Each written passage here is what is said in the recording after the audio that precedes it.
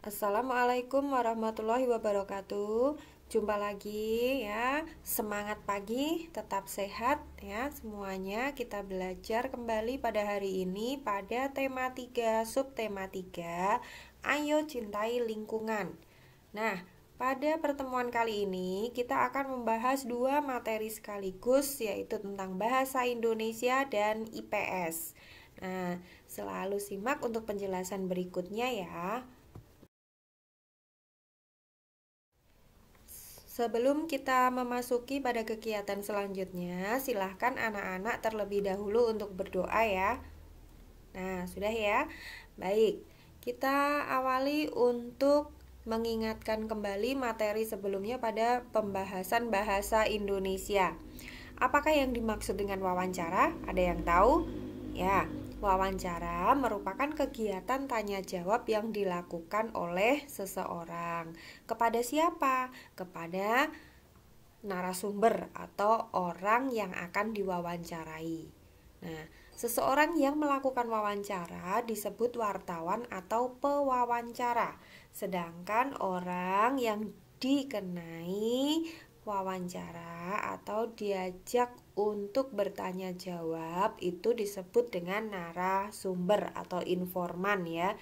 Kita melakukan wawancara untuk mendapatkan informasi terkait sesuatu yang kita ingin ketahui. Kalian tentu masih ingat ya, hal-hal apa saja yang harus diperhatikan saat melakukan wawancara. Ya, langkah-langkah apa saja yang harus kalian lakukan sebelum mewawancarai seseorang narasumber. Nah, yang pertama kalian tentu harus menentukan tujuannya apa melakukan wawancara tersebut. Kemudian yang kedua, menentukan tema. Ya, tema melakukan wawancara itu. Kemudian yang ketiga yaitu menentukan siapa narasumbernya. Lalu kalian membuat janji untuk bertemu, disepakati pada hari dan jam di berapa, di mana ya. Itu namanya membuat kesepakatan janji. Kemudian yang keempat yaitu membuat daftar pertanyaannya. Ya, daftar pertanyaannya ingat di sini sudah ada ya. Apa, mengapa, kapan, di mana, bagaimana, atau siapa. Nah, itu kata-kata tanya yang harus kalian gunakan. Ya, selain menggunakan kata-kata yang baku, yang sopan ya dan jelas. Kemudian yang terakhir, hal-hal yang harus diketahui yang harus kalian lakukan sebelum wawancara yaitu membawa perlengkapan wawancara. Boleh berupa tape recorder, kamera, kertas dan pulpen ataupun HP untuk merekam kegiatan wawancara tersebut. Pada kegiatan sebelumnya, anak-anak diminta untuk melakukan wawancara ya dengan orang-orang yang sudah kalian tuju, yang sudah kalian tentukan untuk melakukan wawancara kalian pada waktu itu. Nah, sekarang perhatikan, kalian sudah membuat daftar-daftar pertanyaan sewaktu kalian akan melakukan wawancara kemarin ya. Tugas kalian sekarang adalah menuangkan hasil dari wawancaramu itu ke dalam bentuk laporan tertulis. Nah, jangan lupa gunakan kosakata baku dan kalimatnya harus benar sesuai dengan ejaannya. Perhatikan penjelasan di slide berikutnya ya. Nah, dalam slide ini kalian sudah bisa melihat ini adalah format contoh penulisan laporan hasil wawancara. Di paling atas itu kalian tuliskan kapan kalian melakukan wawancara, tanggal berapa. Kemudian data hasil wawancaranya seperti apa? Kalian buat tabel ya, kotak-kotak seperti itu berisi nomor, kemudian nama narasumbernya siapa? Misalkan nomor 1 Bapak Ali. Nah, pertanyaannya apa kepada Bapak Ali? Oh, pertanyaannya siapa yang membuat tempe itu, Pak? Misalkan seperti itu. Kemudian jawabannya Pak Ali bagaimana? Oh, jawabannya Pak Ali Yang membuat tempe itu adalah karyawan saya, misalkan seperti itu. Jadi kalian tuliskan ya hasil wawancaramu kemarin, tugas yang sebelumnya kalian tuangkan dalam laporan hasil wawancara seperti yang ada pada slide ini. Jadi ditulis di buku tulis atau di kertas folio ya. Nah, Bu Guru yakin kalian semua sudah melakukan kegiatan wawancara sebelumnya ya. Nah, setelah kalian melakukan wawancara tersebut ya dengan tema kepedulian pada lingkungan, lalu menuliskan laporannya tadi, kalian juga berkewajiban menjaga dan melestarikan lingkungan alam di sekitarmu. Ya, tugas berikutnya, silahkan anak-anak amati lingkungan sekitar tempat tinggalmu. Lalu dijawab 3 pertanyaan di slide ini ya. Bagaimana kondisinya dan sebagainya. Kemudian apakah halaman tempat tinggalmu sudah bersih? Nanti dijelaskan, buatkan rencana dan sebagainya ya dan seterusnya. Nah, kalian tulis pertanyaan ini di kertas folio atau di buku tulis, kemudian jawabannya diletakkan di bawahnya ya. Seperti yang sudah dijelaskan sebelumnya, bahwa menjaga keseimbangan dan kelestarian sumber daya alam merupakan tugas dan kewajiban kita bersama. Pemanfaatan sumber daya alam dengan bijak merupakan bentuk kecintaan kita terhadap lingkungan yang ada di sekitar kita ya.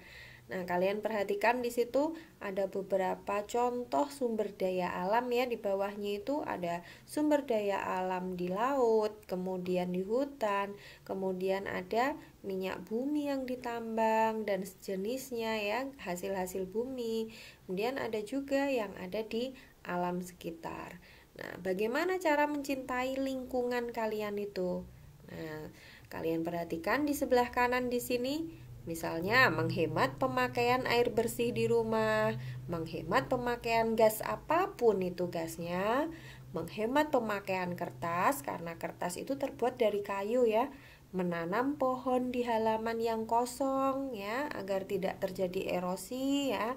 Kemudian ada lagi menggunakan pembersih rumah yang tidak membahayakan lingkungan agar tanah tidak tercemar. Kemudian ada lagi yang terakhir, membuang sampah pada tempatnya. Semua hal itu adalah kewajiban kita bersama ya untuk menjaga dan mencintai lingkungan sekitar. Coba kalian perhatikan pada slide ini ya. Mari kita diskusikan, kita bahas bersama-sama ya. Apa saja yang dapat kita lakukan untuk menjaga keseimbangan dan kelestarian lingkungan. Nah, sikap-sikap apa yang mencerminkan sikap yang tidak mencintai lingkungan? Kemudian apa ciri-ciri warga yang mencintai lingkungan? Nah, berikutnya tuliskan cara pandangmu tentang pertanyaan-pertanyaan tersebut pada diagram di slide ini. Nah, jadi di situ ada diagram ya, di tengahnya itu ayo mencintai lingkungan. Apa saja contohnya? Apa yang bukan contoh dari mencintai lingkungan? Apa kesimpulan mencintai lingkungan itu? Kemudian bagaimana ciri-ciri mencintai lingkungan? Nah, kita bahas ya. Dari pertanyaan di slide sebelumnya, kita bahas pada slide berikut ini. Bagaimana sih hal-hal yang berhubungan dengan mencintai lingkungan? Nah, contohnya kalian perhatikan di sini ada membuang sampah pada tempatnya, melakukan kerja bakti membersihkan lingkungan walaupun hanya sebulan sekali, menanam pohon, memisahkan sampah organik dan anorganik. Ya, sampah organik adalah yang mudah ya dan anorganik ya. Nah, kemudian bagaimana yang bukan contoh dari mencintai lingkungan? Contohnya itu membuang sampah di sungai. Berarti ini bukan contoh yang baik, yang tidak boleh dilakukan ya. Kemudian tidak menanam pohon di sekitar rumah, membuang sampah sembarangan, tidak peduli kebersihan lingkungan. Nah, apa saja ciri-ciri orang yang mencintai lingkungan? Misalkan peduli terhadap lingkungan, membuang sampah sekecil apapun pada tempat yang telah disediakan. Tidak senang bila ada orang yang membuang sampah sembarangan. Kesimpulannya apa dari kegiatan mencintai lingkungan itu?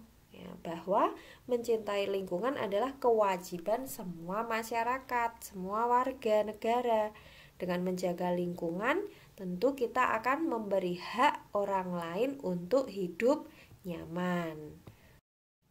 Nah, demikian tadi penjelasan yang dapat Bu Guru berikan ya pada hari ini. Silakan jika ada yang kurang paham, anak-anak bisa membaca sendiri, bisa mengulang untuk menyimak menonton video ini atau bertanya jawab di WhatsApp ya.